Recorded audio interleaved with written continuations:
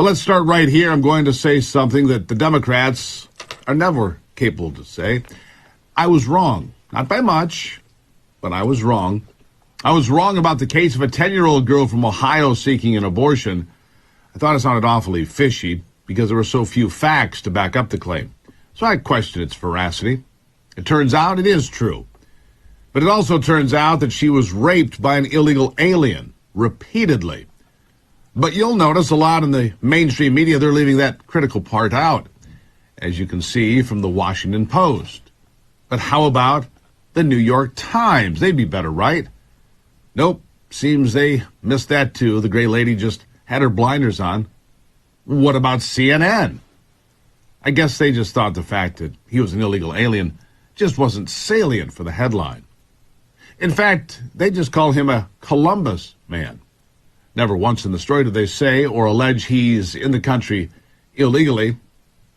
The Columbus Dispatch newspaper also called him a Columbus man in their headline.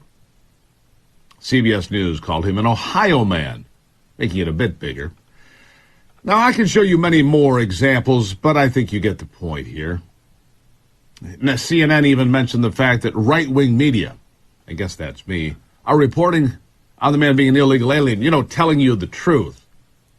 But they only mentioned it hours later as a way to knock the right, to attack people like me. Not to actually report the news accurately, as we're doing right here today, for you, for your benefit.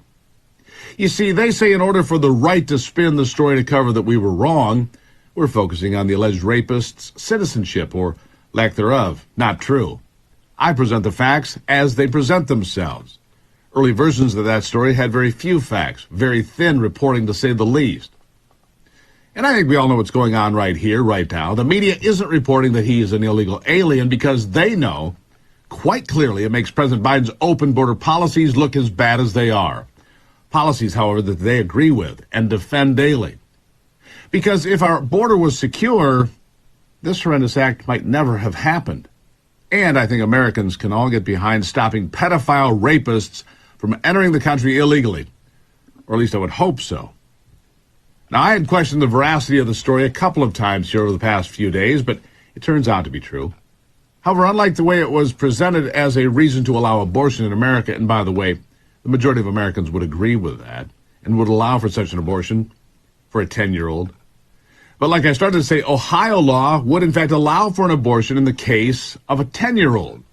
Not at all what was being reported, not by the original story in the Indianapolis Star, for instance, or its source.